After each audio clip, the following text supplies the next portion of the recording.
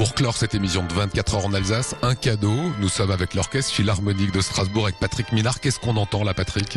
Là, vous entendez Scheherazade, Rimsky-Korsakov, une œuvre qui sera donnée jeudi, dans 2 jours, dirigée par un jeune chef qui s'appelle Otto Tausk.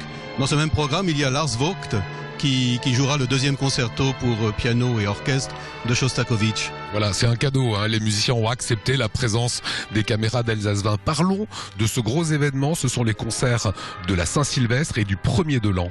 Oui, alors depuis l'année dernière, nous doublons notre traditionnel concert de la Saint-Sylvestre en le redonnant donc le lendemain à 17h. Vous doublez parce que vous êtes victime de votre succès.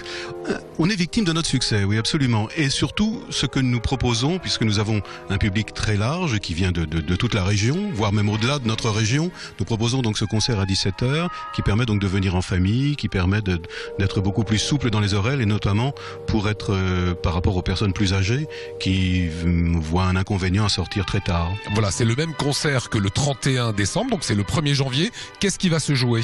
Alors cette année, c'est un petit peu comme on entend là d'ailleurs, puisqu'on est déjà dans l'ambiance russe. C'est un concert russe dirigé par Mark Schaeffer, qui a déjà dirigé 2 fois les concerts de Saint-Sylvestre. Mark Schaeffer qui est un de nos violonistes, orchestrateur, qui donc a concocté une soirée qui part de Moscou et qui va aller effleurer les rives du fleuve Amour. J'espère même qu'il y pénétrera sans doute en fin de soirée et que ce sera sur le signe précisément de cet amour. Voilà, alors c'est une façon de découvrir, j'ai tendance à dire, cette magnifique musique classique, musique russe, en famille.